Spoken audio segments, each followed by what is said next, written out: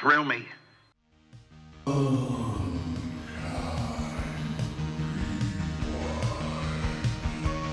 gonna name you Coda. You get a name too, Podo. His name is Happy Harry Hardon. He's a total sex maniac. Of course.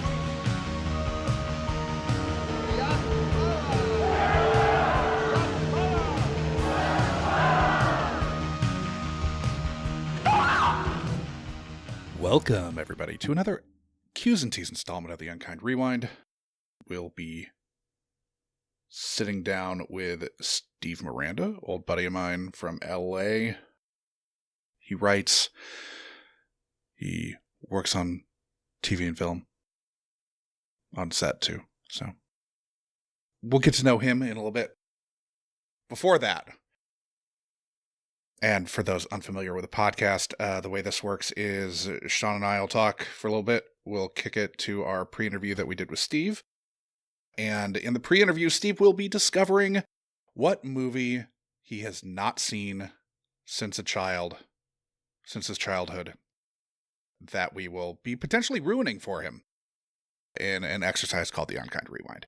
So, as always, I am Josh Duggan. I'm your host. I'm joined here by my co-host, Sean McGrath. Sean, how are things? Things are good. We're getting the first little snippets of the Indian summer that's coming in New York. Nice. So, yeah. This is, have you seen that breakdown where it's like summer, then second summer, then cold snap, then extreme summer? We're just after extreme summer in New York. Okay. But yeah, things are, kids are going back to school. There's a little bit of a snap in the air now at night. We're not necessarily walking around on a big pizza stone, radiating heat at all hours of the night. Yeah. Or even the cockroaches die. Right. Like, they're just turned up, belly up. Like, they just couldn't take it anymore. Yeah. Yeah, things are good. Went to go see Hard Boiled. Sure. John For those, the John Woo, Chow Yun Fat. Yeah. Yeah, Tony Young. Little baby Tony Young. In the mood for love. Yeah, I haven't seen that in so long. Oh, it's Like, it's I think maybe the last time I saw it was with you. Most likely. I was watching it as like often. undergrads. That would have been on VHS, one of the few VHSs probably I had. Yeah. Yeah, it's really great. It's just unpretentious. It leans into everything. It's so confident in what it's doing. And yeah, it just, I don't know. There's so many little things about Hard Boiled that just make it the standout from that genre. And yeah, I mean, I'm just lucky that it's playing on a big screen in New York. That's not something that's often the case in most cities. You're not going to be able to just go down to your local megaplex and say, "Yeah, can I see the 1990 John Woo movie, please?" Yeah. Maybe it's 92. 92. You have been, as has been the case for pretty much the whole summer, you were traveling. Yeah, did some traveling. The first part of that trip was better than the second part of the trip. But I went up to Canada, an area that you've been, right? Yeah. The Banff, Calgary-Banff area. Mm-hmm. And wished an old buddy well as he sets forth into married life. But, as is often the case, things went awry. And the Air Canada strike, which, I still kind of have to wrap my head around this, that these flight attendants don't get paid until the plane takes off. Do you know about this? No. Like, they don't get paid when you're boarding. Oh, They right. get- Yeah, I did know this. Yes. They get paid when the plane is in flight, basically. Mm-hmm. So dealing with idiots like us is something that is like really hard to the timing of that is really difficult, I guess, for Because flight the worst attendants part and of their airlines. job is unpaid. Right. Yeah. Helping people get through the boarding and onboarding process. Now, granted, if I'm the airline, I might push back and say, well, the time that you're in the air is really well compensated. And so, Not well enough. not well enough, perhaps, but, we're going by...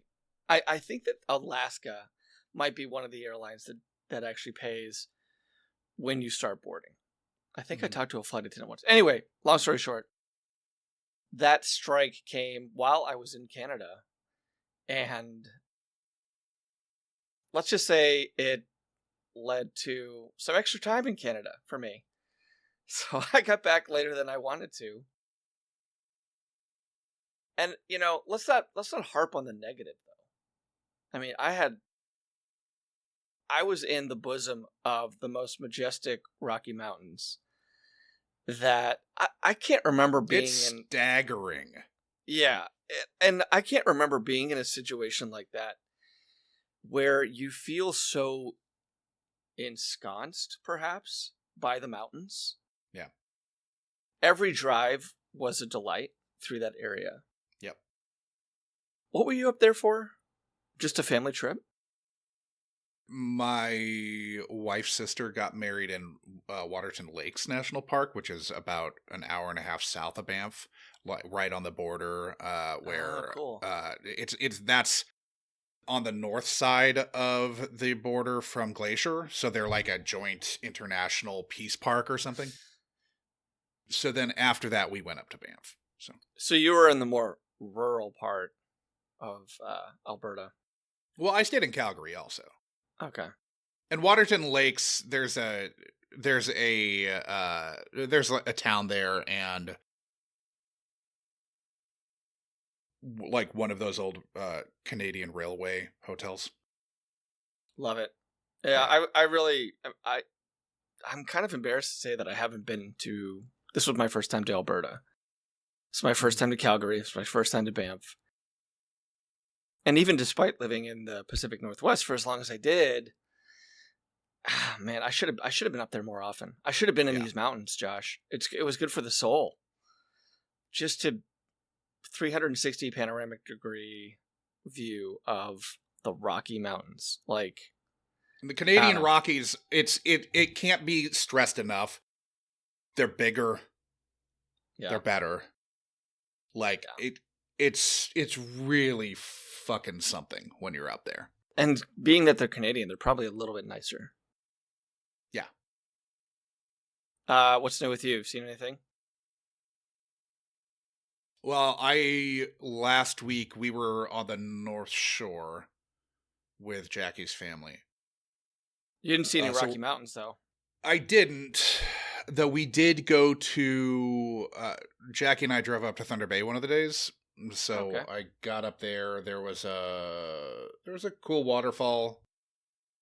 I'm not sure if I'm pronouncing this correctly, but I think it's Kakabeka Falls, which were really cool. If I'm not mistaken, they're the second largest waterfall in Ontario. If you're from I could be wrong. Kakabeka, please write in and let us know if Yeah. Josh got that pronunciation right. I took a stab. But so that's about 30 kilometers outside of Thunder Bay. Then we went into Thunder Bay and did some stuff. And then I watched a documentary about Thunder Bay where the police don't give a shit about you if you're First Nations. And there are... I can't... Like, the number of deaths that they should have investigated and didn't since 2010... Since 2010? Since 2010 Oof. is the number of deaths is so much higher than you would ever think possible. It's shocking. But it's on Amazon Prime. It's just called Thunder Bay. It's a 4-part series that's really infuriating. Very good. Very good doc. Did you partner that with the documentary Sugarcane? No, I did not. Okay. You're holding off on that? I have not watched it yet. Oh, Lord. Yeah. Okay, well, I guess maybe I should take back my my assessment of the Canadian Rockies being nice. Well, Thunder Bay's not in the Rockies, so. Right, but they're Canadian. Yes, yeah. I actually, Thunder Bay, I was like 11 years old. I was in Thunder Bay for a children's theater performance. I was on tour. Okay. And for whatever reason, we started in Thunder Bay, Ontario. What was the production? The Canterville Ghost by Oscar Wilde. Okay. Have you heard of that? No? Okay. Will you read it by the next time we talk? Were these all sellouts? In a matter of speaking. We really shilled hard. Yeah. We really just abused the spirit of Oscar Wilde. We hit all the gay stuff. Cool. So they were definitely sellouts. Yeah, I mean, like Thunder Bay wasn't bad, but that documentary aside from was upsetting, very upsetting. Yeah, aside from policing and maybe the legal system for Native people, there being no justice for people who were likely murdered. Yeah. Aside from those two nitpicky things, like you're generally a fan of Canada. I like Canada, but they have a very, very, like maybe even more fraught relationship with the First Nations people than America does, which is fucking saying a lot. Yeah, you got some big shoes to fill if you're gonna come at us like that. Yeah, but mass graves, 250 people at the Indian re-education schools. Yeah, but that's bad. That's bad. Really bad. Yep, forced. We were also doing the bullshit re-education stuff. I don't want to. I don't want to like let America off the hook here. Both countries were very fucking bad to the indigenous people that the white people displaced. Yeah, for all the talk about what to do if you encounter a grizzly bear when I was up in Banff, really, it's a white man that you really got to be careful about. Yeah. But I do generally like Canada, yes. Yeah, okay. Well, let's get that. Yeah, let's end there on Canada. Mm-hmm. And on a positive. We have some stuff to pick up, I guess, from let's pick up the previous episodes. So, dipping back into the conversation with Laurie Ferraro on the pre-interview before Urban Cowboy, Mobius 13 actually watched Turk 182. Whoa. So Laurie wasn't lying. Yeah, it does exist. It does exist. It wasn't just a... See, I thought it might have been just like some movie that like her down on his luck father like created. Had the neighborhood create, yeah. Yeah, like... Yeah, kind of like a... Let's all scratch on VHS. Together. Yeah, totally. Like no cuts. Edited in camera. So he said, apologies, I did not get my review of Turk 182 last week. Just know I was watching via AirPlay from my phone to my TV and it kept shutting off. Mm-hmm. Not even my TV wanted to be subjected to whatever that was. A shame because it was a great cast. We really need to have, like, if Turk 182 shows up on another list, and it won't, but if it does, not, no. Yeah, if it does, we need to really consider it. We need to prioritize it. Yeah, I know Gopher Balls had seen it also, but yeah, because I talked about that before. I had a chance. I picked it up at Movie Madness last time I was there. I actually held it, but I was like, I can't do this now. I have to wait for the next show. Laurie Ferraro. Yeah, the Right. next the next sicko who has that movie on their list. the next kid who lived in Laurie Ferraro's neighborhood Yeah. and saw the movie her father created as a way to like pick her up when she was sick with mono or something. And got Robert Urich and Robert Culp to be involved. Yeah, they weren't doing it. It was a Make-A-Wish thing for those guys. Yeah. Getting to Risky Business. And it's a bummer. The last two movies, like, so many people have seen, but neither one have been available. They both dropped off of the streaming services after we recorded, which is irritating. That's So, a shame. like, with both Urban Cowboy and Risky Business, they're pretty much only streaming VOD, which is fucking irritating as hell. Well, here's the thing. Like, people didn't really bat an eye going to the video store and paying $3 or $4 for a movie back in the day. Right. So I guess you could still do that. Sure. You know, that this is, it's we're eerily close to me going on another rant about the streaming services. But yeah, I mean, which ones? Risky Business and Urban Cowboy. For very different reasons, those movies are worth watching. Yes. Very different reasons. Yeah. So. Well, I mean, both have female co-stars who kind of steal the show. So in that sense, that's kind of for the same reason. Yeah. Yeah. Okay. I think one is markedly one held up much, much better than the other. Right. The other, Urban Cowboy, is very problematic and kind of infuriating, but yeah. Yeah. And both have Scientologist stars. Yes, exactly.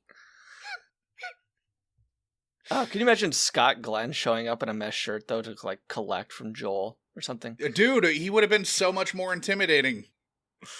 Oh, they missed their shot. I know. If it was, if Joey Pantoliano's showing up, I'm gonna be like, hey, how's it going? If Scott Glenn is showing up at my door in a mesh cutoff, whatever he wants. Like when Tom Cruise is dwarfing you in a scene. Yeah. And it's possible apple boxes were used. Yeah, or ditches. Sure. Yeah, or ditches. But when Tom Cruise is dwarfing you, especially Tom Cruise when he's like lost 15 pounds. He's not dwarfing Scott Glenn. No. Sorry. No. Anyway. So to Risky Business, Karen Rayner, our guest for Tuck Everlasting, saw that we were doing Risky Business and said, I watched this movie way too young, which is pretty weird because Karen was one of our guests who had parents who were very careful about what their children saw. So I don't know how that slipped through the cracks. Yeah, we need to bring Karen back just to ask that question. Yeah. I'll reach out and see if she can at least call in to the call-in line. Anyway. Did she see it in a closet? Like with a flashlight? I really want to know. Okay. I really want to get to the bottom of this. Then Jeremy Steen, Dogs Be Out on Letterboxd, rewatched and said, God loves a working girl. This review, which, yeah. Gopher Balls reminisced about Risky Business, skeeting, I was too young to see Risky Business in the theater, but got the folks to rent it one weekend. I knew from the trailer and word of mouth not to watch it with them, so I waited until they left to run errands and kept one eye out the window. Credits started right as they pulled into the driveway. Wow, good timing. Yeah, great timing. Oh man, nailed it. I mean, the last, had they come in like the last 20 minutes, it probably would have been okay, except for maybe that like really well-fitted dress DeMornay was wearing in that kind of like last scene. That may have been the tip to the parents that like this could have been something else. But yeah, great timing on that. Yeah. Again on Blue Sky, Mobius13 said of Risky Business, Night Shift, Dr. Detroit, Risky Business. There was a real run of movies with guys you'd never suspect running prostitutes due to circumstances in the early 1980s. Which, yeah, yep. Have you seen both of those? Dr. Detroit? No. Okay, that's with Aykroyd? Aykroyd, yeah. I remember You've the seen cover. Night Shift, though, right? I've seen part of Night Shift. I don't think I've seen the whole thing. That was That's not Keaton, right? Winkler and Keaton in a morgue. Yeah. They're running prostitutes out of the morgue. I don't think I've seen the whole thing of that now. I believe Shelley Long's in that too. Weird. Back when she did movies. Ron Howard. That's one of Ron Howard's first feature films. He'd Pre-Cocoon done some TV movies, but yeah. No, those might come up, but yeah, I'm assuming they'll both be on lists because of the look on his face. I thought Dr. Detroit was a horror movie when I remember seeing that. Horror, because he looks maniacal, right? Like if you see if I remember correctly, yeah, the box art. Aykroyd looks like he's possessed. So I thought it was probably horror. I probably stayed away for that reason. But yeah, maybe they'll come up here in the Unkind Rewind. That was probably influenced by Dr. Giggles. But Dr. Giggles was later, right? Yeah, I know, but like... And that's Larry... What's his name? Larry Drake? Is that right? Larry Drake from Darkman? I think he was like on Law and Order or something. He had... It is like Larry Drake, yeah. LA Law, maybe. He has some kind of like legal show credit. He's a scary dude. It also had Holly Marie Combs from Charmed, Glenn Quinn, R.I.P. from Angel and Roseanne. And which one was he on Roseanne? He was Mark. Becky's boyfriend. Yeah. Okay. Who died from a heroin overdose. Oh, jeez. Yeah. Was that covered on the show? But when... He died of a heroin overdose while he was on Angel. When they did Roseanne again, did Becky have Mark back with the new actor? No, Mark... I think they had gotten divorced... On the show? On the show. I'm not 100% sure on that. Okay. I can't say with any authority. The Connors. I know I saw it once, but... Yeah, it's the Connors now, sorry. Yeah. Well, it was Roseanne when it came back, and then they rebranded it. Wonder why. Yeah. And then Mobius 13 went on to say, Curtis Armstrong with one of the all-time great movie quotes, "Sometimes you just have to say, what the fuck? If you can't say it, you can't do it." My best friend and I must have quoted that line back and forth at least once a week all through high school. Did Curtis Armstrong, you would know this, have a good TV career? He was main cast on Moonlighting. He got added during season 2 as a recurring, and then was main cast for seasons 3 and 4. I think there were just 4 seasons of Moonlighting. Maybe they're 5. But he was main cast for the last 2 or 3 seasons of Moonlighting. It was like basically Willis and Shepard, and then Alice Beasley, who was the receptionist, and then the only other main cast was Curtis Armstrong. He, I don't really know his career other than, of course, the movies that we're going to cover here predominantly. He was in New Girl as Jess's principal for a little while. So that was a recurring. I mean, he's definitely had like recurring roles on TV since then, but yeah, he's a strong actor, and he's a great character actor for what you want. Yeah. Like, there's not too many people that look or sound or act like Curtis Armstrong. Yeah.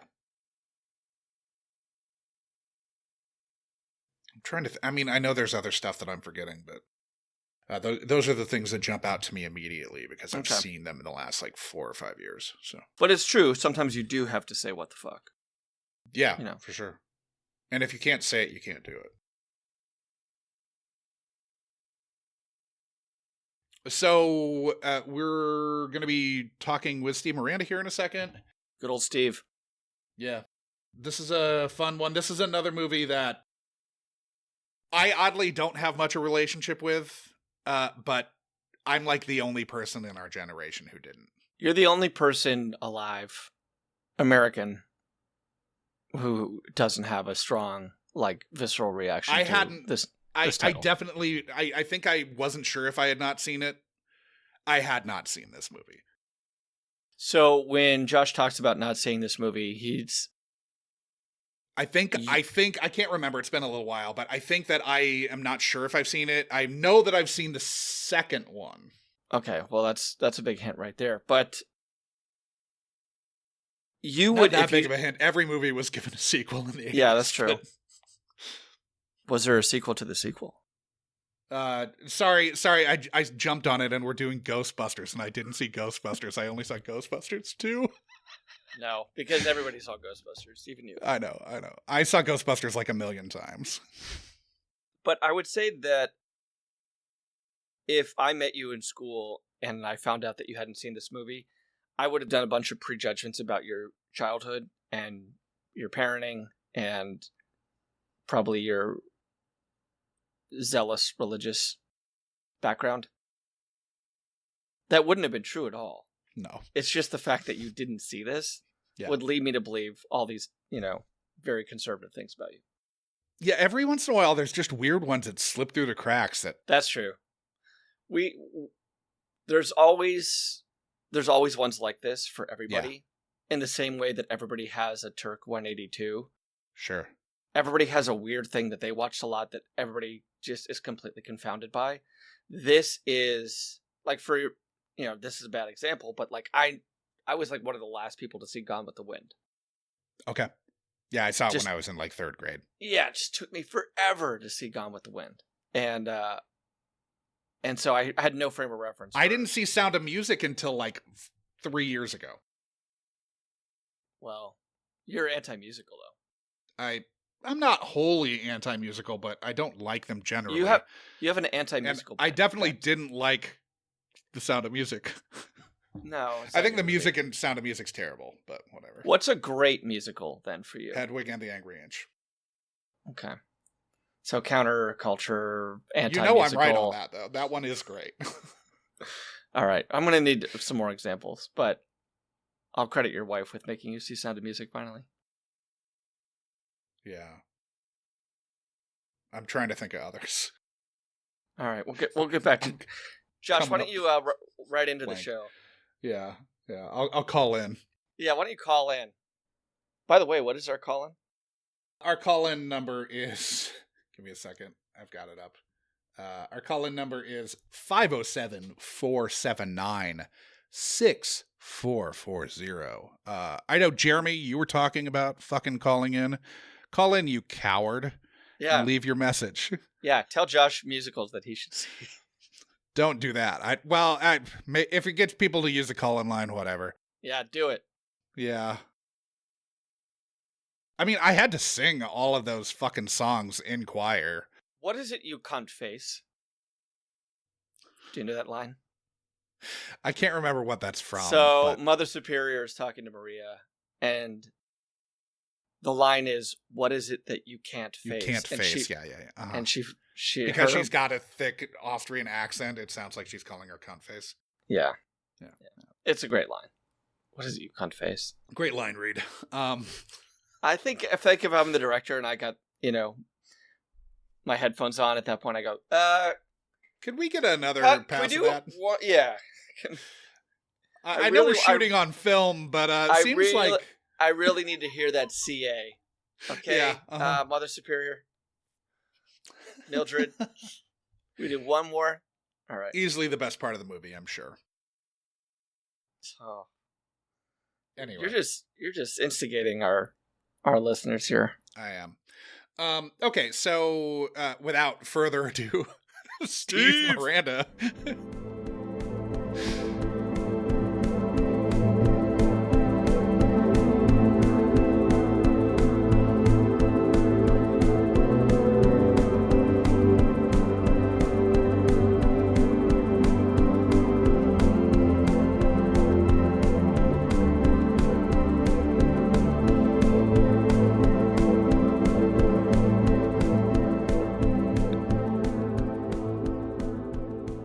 Welcome, everybody, to another Q's and T's installment of the Unkind Rewind. I'm Josh Duggan, hailing currently from the Twin Cities.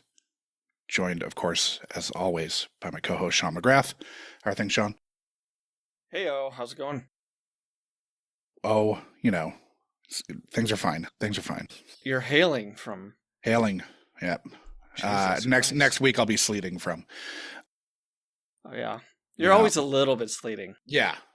Or as Schwitters loves to say, groveling. Yeah, there's a little dampness to you. Yeah. And a little coldness. Yes. Oh, that's ever present.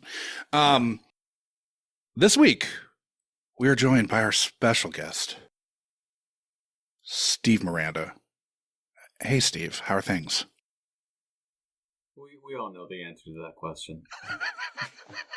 Yeah, how wet are you, Steve? Scale from 1 to 10, W. Yeah, yeah. Sounds humid. Yeah. So, some of the audience may not know you, Steve. Why don't you tell those who don't a little bit about yourself? I was born and raised in Bel Air. My dad died when he was pregnant with me, 9 months before I was born. Wow.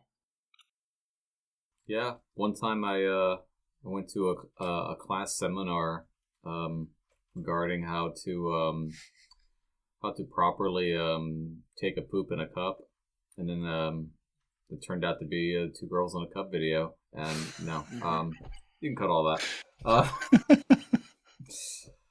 I hate that question so much. Yeah, I hear you. Answer. I'm born and raised in LA. Underpaid in the industry, and just another writer who probably won't be in the writers' room till he's 60. Sure. Yeah. And is that the industry, Steve? Film industry, reality TV. Yeah. All Reality, fun stuff. not that you want to be in reality, obviously. Yeah. I mean, it pays the bills, so. Yeah.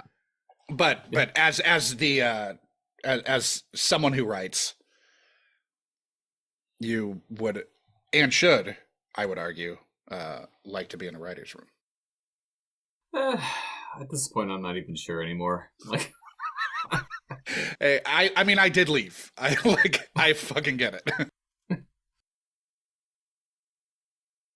As far as writing's concerned, you are one of my writer friends who I'm never hesitant to respond to, like, hey, I've got this thing. Which I'm honored. Yeah. I know a mutual friend of ours and I were talking recently about one of your scripts, and both of us, really liking it. Which friend? Jared. Oh, did he send you? No, I've already read that. I read that years ago. Talking about Nepo babies? Yeah. Oh.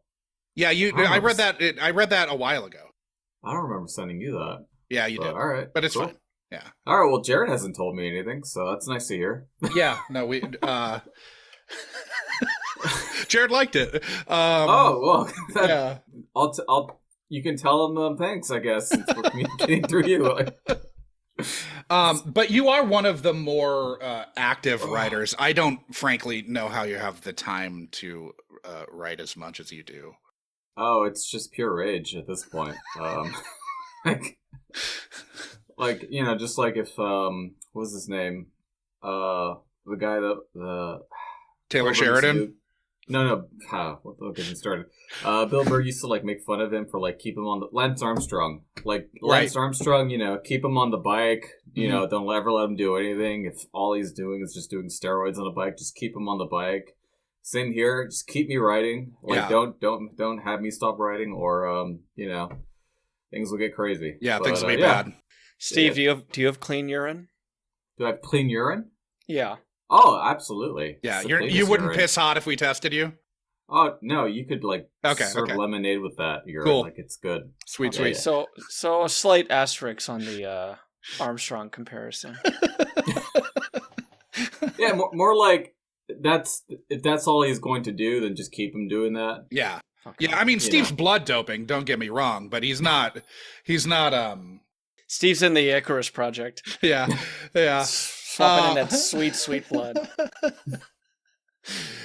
As someone who used to live in Austin, you would hear horror stories about Lance and his then wife and their God. sports. Their children in youth sports, they were like the worst parents to have like your kid be in a league with. Because they were just monstrous. I couldn't imagine Little League with Lance Armstrong. Oh God. Horrifying shit. Yeah. So what would you describe your childhood as having been like? Oh, clearly healthy and full of love, and which is totally the reason why I entered the film industry, because I clearly was raised with unconditional love, and I didn't need the The admiration constant of strangers. the constant reinforcement and yeah. Obviously. So the movies that I watched clearly wasn't trying to fill that void. Hi, Mom. Oh, she knows. I know. I'm joking. So, what would you kind of describe yourself as a child? Jeez. Sometimes we like to have our guests get on the couch. I guess I was... No, it's fine. I mean, again, these are the questions that I have to answer in every writer fellowship I enter in with my essays. And it's like, oh, thank you for constantly having me relieve these traumas. So it's fine. I guess I was an energetic child. I was constantly... I was basically doing parkour before it was even a thing. Yeah. And because I was so active, I would draw the attention of other animals and pets. I was very pet orientated. Like I was basically like Mexican Snow White. Well, I guess it's redundant. Well, male Mexican Snow White. But like I had like in my backyard a wolf dog, a lovebird riding on it, and then a turtle, in the yard walking up to them, and then like a rabbit too. Like it was just like a little forest I had back there. So are you still like that, Steve? In fact, I think you might see Daisy. On cue. There she is. Daisy there she is. Up. Yeah. Yeah. Daisy I actually rescued 6 months ago, and she was like, I could tell she was like, "Hey, baby," and I could tell. Oh, there she is. Oh, that's a cute little. Look at that. It's like I planned this. Yeah, it's like you have a wrangler in the room hiding. Yeah. It's a very Snow White move to put your finger out and have a bird land on it, or gesture to an open landing. I mean, I think a cat. bird would be would be more likely to land on the finger than a cat to do anything that anyone ever wanted it to. It would have been really funny if it was a current stray that had just wandered in just now. Oh, that's not my cat. That's actually how I got another cat. But no, I actually rescued her from here, and it just so happened the squirrel was about to assault her. But luckily I knew this squirrel because I talked with him every day. Sure. And I just remembered interrupting their argument, and she just had this look like, who the fuck is this guy talking to this squirrel, and why is the squirrel talking back to him? And that was like the final, like, because I was like I was like introducing myself to her for months, but I could tell that was it. That was like, oh, he's a good guy. Yeah. I should go home with him. So then the next day she was like, yeah, I'll go with you. And she followed us into her apartment, and she's been our happy little girl. So no real backstory, just kind of a mysterious lady of the night that just kind of wandered into your life. Well, I mean, I'd say, she was definitely abandoned. Any idea how old she is? Oh, I gotta say at least 3. Okay. Yeah, maybe 2. But yeah, she was definitely abandoned, and she had this like look like, what the fuck happened type thing. But she's adjusted well. You still see that now, squirrel? Oh yeah. Obviously, this podcast is ostensibly about movies. we we're tying into that because We did mention. Oh no, Snow White. for sure. This is all building into. We because the asked movie- you. Yeah, we Yeah. asked you for a list of films that you grew up watching that you haven't seen in, decades, basically as an adult. And it was 7 different versions of Dr. Dolittle. Yeah. Yes, yeah. Uh-huh. Yeah. There are animals in a lot of these movies. But your list was Bingo, which I had no idea what that movie is. I haven't seen that since I was a kid. I still remember it. Yeah. I still remember it so well. Everything in about it. But Bingo, E.T., The Never-Ending Story, Look Who's Talking Now, Cop and a Half, Homeward Bound: The Incredible Journey, Kickboxer, Poltergeist, Munchies, and Gremlins. Before we get to which one we chose, a lot of critters. A lot of critters. I actually did a Critters binge watch over the weekend. Nice. Same. Do you have any idea as to which movie we chose? Any inklings? I mean, the obvious one would be Bingo, but if I had to guess, maybe you chose... I guess E.T. is also obvious, too. I guess I'm going to go with Poltergeist. Okay. We didn't go with Poltergeist. Okay. It's considered. It was considered. We went with The Never-Ending Story. Ah, damn it. That's the one I didn't want to watch. You didn't want to ruin it, maybe? Yeah. Because I was like, out of the other movies, I'm like, I could probably rewatch those, but Neverending Story I purposely avoided because I was like, I know that's not going to be as good. Sure, right. I mean, maybe it will be. I honestly, every once in a while, a movie totally surprises the guest and like holds up better than they expected. Mm. And sometimes like they like it more than they probably did at the time. Anyway. Memory can be a tricky thing. Having not rewatched The Neverending Story in ages, can you briefly describe, just like a minute or two, what you remember the basic general plot of the film being? I remember this kid also growing up in a very loving household. It was the 80s.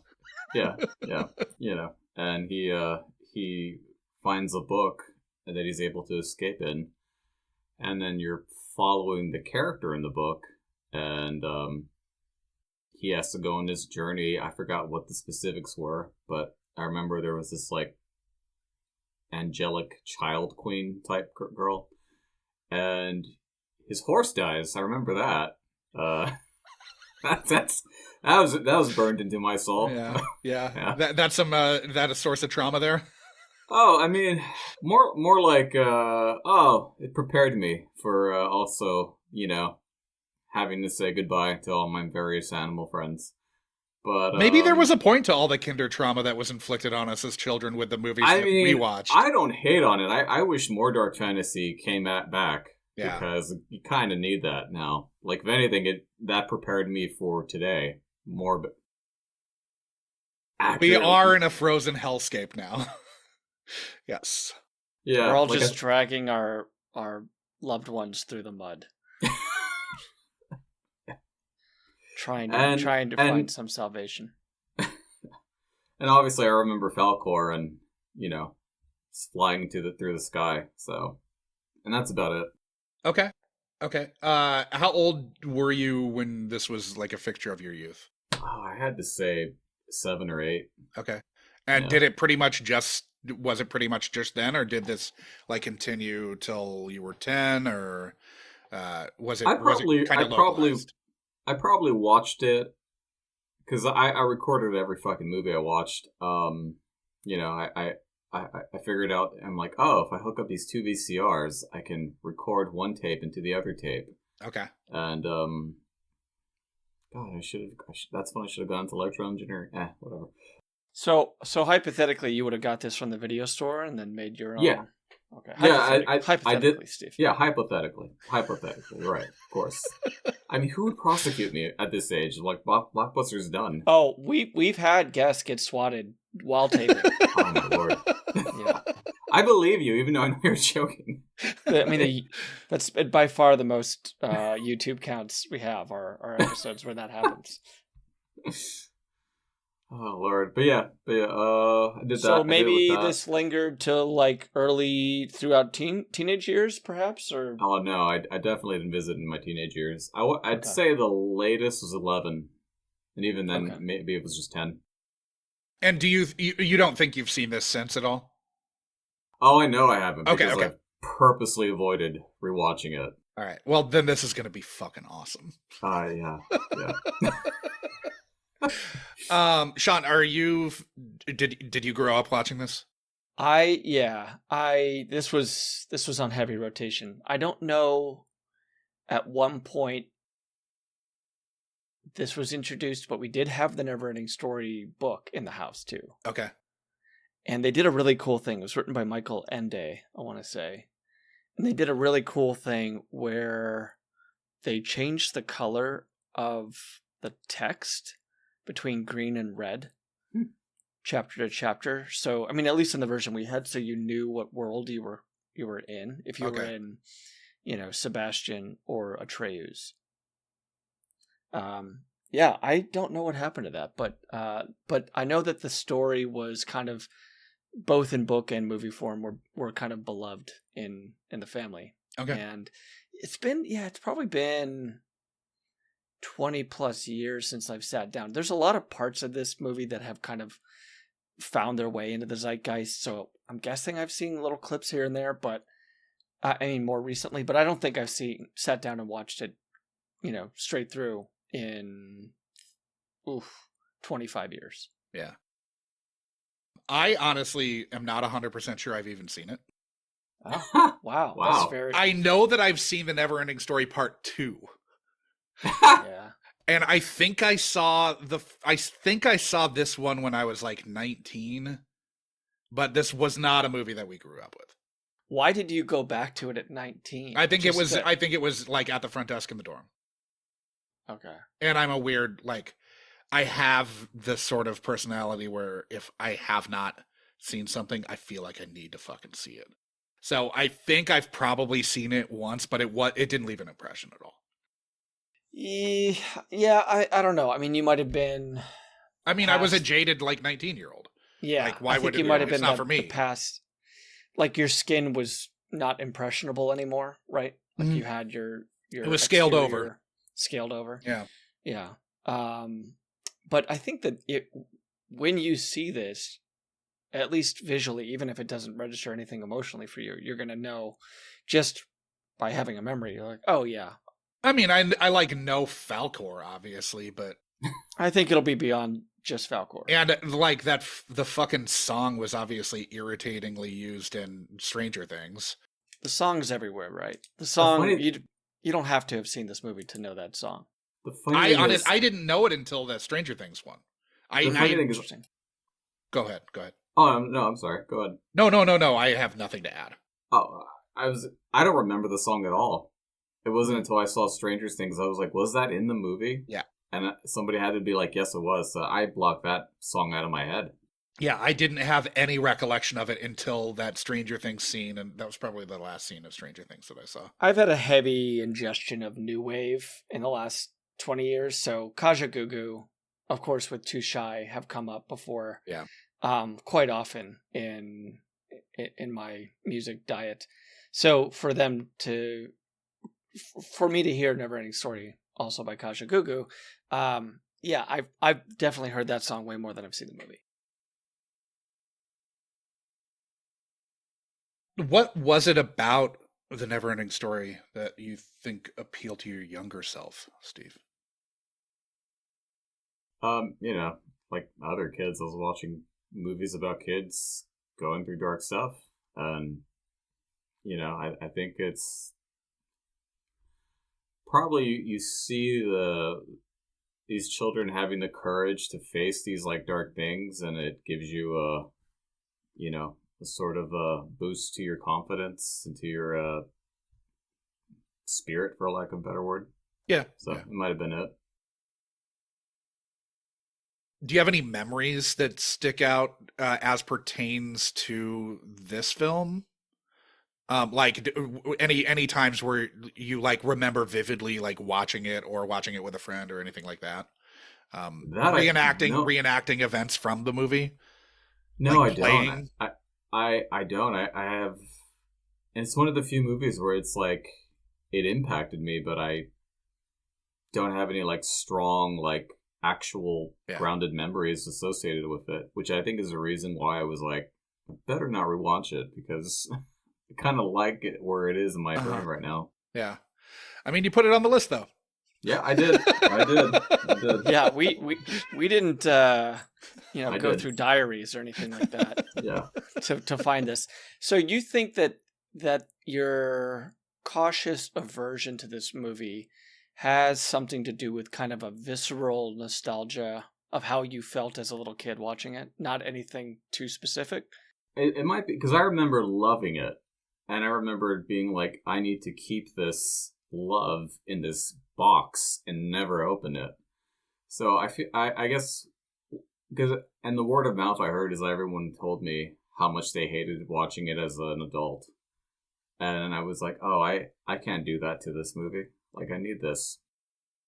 Yeah, so the scrutiny is something that kept you away. Like, you didn't want to damage how, like a young love, you didn't want to look back with adult eyes and have it maybe not be so rosy. Yeah, because I love The Mask like every other little boy when they watched it, and it made us all inspire us to be even more annoying little boys, which I'm sorry, ladies. Wasn't your fault, Steve. Yeah, it was Jim Carrey's.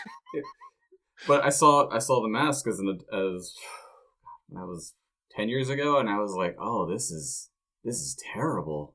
This is just not funny at all. Every joyous thing that came from this is just gone. Yeah, I can't do that with Neverending Story. Can you imagine watching Son of the Mask now? Oh God, I might enjoy it more because at least I know it's shit.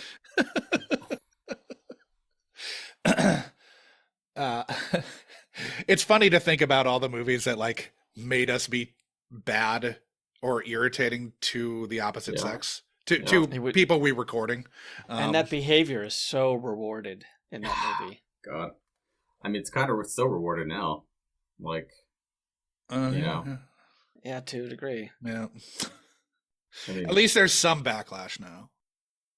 There's backlash, but then it turns out it makes you even more money. Like, sure, right. Andrew Tate would have a word about that. And Yep. He's a guy who sucks. Yeah. Yeah. It's cool. It's cool we let him into the country, right, guys? It's both sides, Josh. It's both sides. Oh, God. He's a huge sponsor of this show, Josh. Can you just ease up a little bit here? What expectations do you have for your return to The Neverending Story? I'm probably going not to love it as much as I used to, which is fine. Everything dies, which is what I think the Neverending Story is about. That could be the tagline for this podcast, probably. Yeah. Everything dies, but I'm sure, because I rewatched Legend, and I still love Legend. Okay. I think it's the best Legend of Zelda story movie we've ever gotten. That Tom Cruise plays a good Link. Yeah. And the reason I appreciate dark fantasy, 80s dark fantasy specifically, is it's just all the attention to the details, that you don't see these days anymore. Sure. Yeah. Like the atmosphere, the costumes, the sheer majesty of it all. Like, so I'm sure I'll still appreciate it with in that regard. And it probably at least falls into the like realm where almost everything's still practical. Yeah, exactly. Which will help Like if this was 7 years later, so much of it would be like terribly aged digital effects where it's nigh unwatchable. Well, where can the audience find you, Steve? Oh, they don't need to do that. I'd rather not be found. What if it was a prospective writer who was looking to staff up their room? Oh yeah, I'm sure that's what'll happen here. You don't want to staff me up, first of all, but I usually use my handle Keep LA Angry. It's a good philosophy that we should all, live. But Keep LA Angry at Twitter, Instagram, Blue Sky. So, okay. Yeah. Are you doing threads? Every now and then I do a thread. Okay. But, okay. Yeah. I don't understand the point of it, but have you got into the bumper sticker business with that handle? No. Perhaps I should. What if that's what really takes off here? What if it's not like a prospective like showrunner who sees Steve, but just some print shop that's like, oh my god. Yeah. I mean, I'm reading Mike Davis right now. I'm reading City of Quartz about how LA became as fucked up as it is. The handle's apt. It's apropos. Yeah, I mean, it's something I'll entertain. It's something I'll explore. Yeah, you're gonna have to look into merchandising and get it out before this podcast episode drops. Yeah, otherwise someone's gonna steal it. Yeah, if it hasn't been stolen already. I mean, it is your fucking handle. Like, yeah, it has been out there for years and years and years. Yeah.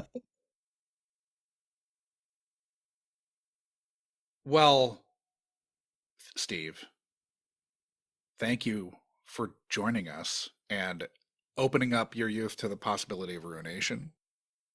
I mean, I do it in every fellowship application. So.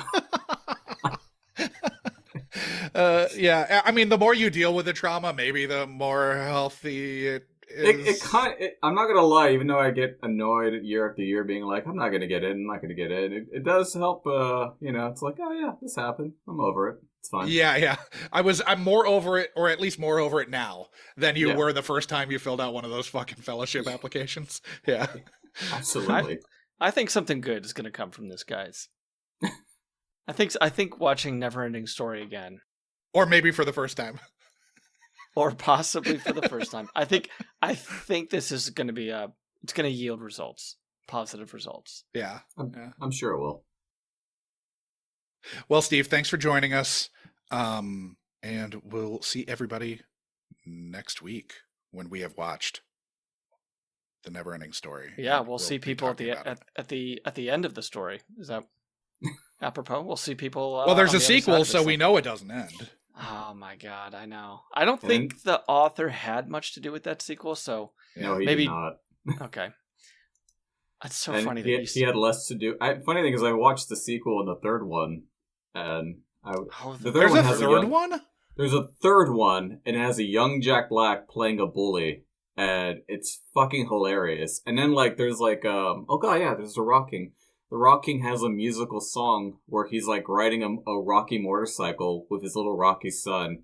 It's fucking terrible. You should watch it. I was with you to the last line you just said.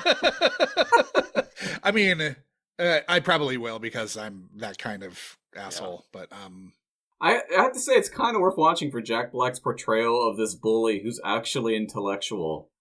Sure, it's one of the few times where wow, Jack Black is playing this role with nuance. Neverending Story 3. Who would have thought? But is it a different male lead in all three of them? Oh yeah. Okay. Yeah, it's a different. It's not Brandis it's not Brandis is the second one, right? I don't remember. Yeah. It is. Yeah. Well, I can't wait to see the third one. I can't wait to see the first one. Well, Steve, thanks for joining us. Thank you for having me. That was another installment of the Unkind Rewind, mining our childhood for content, one film from a guest's past at a time. Unkind Rewind is a Munchcasts production and can be listened to wherever you download your podcasts and watched on the Unkind Rewind YouTube channel. Music for this and every other episode of Unkind Rewind was composed by Divorcio Suave. Rate, review, like, and subscribe to Unkind Rewind on Apple Podcasts, YouTube, Spotify, and Good Pods. Links to all of our social media accounts are in our show notes, but you'll find us as @UnkindRewindPod on Letterboxd and nearly every social media platform, all of which can be found at our website, unkindrewind.com. If you have a question, concern, complaint, or feedback, you can email the podcast at unkindrewindpod@gmail.com or call into our call-in line, area code 507-479-6440, and leave a message that can be played on air. Fans should join the Munchcast Discord to discuss this or any other episode of the Unkind Rewind with like-minded people. This dialogue may just make it into a future episode of the pod. The Unkind Rewind Patreon will be coming soon, so start squirreling that pocket change away. Thank you for listening to the Unkind Rewind.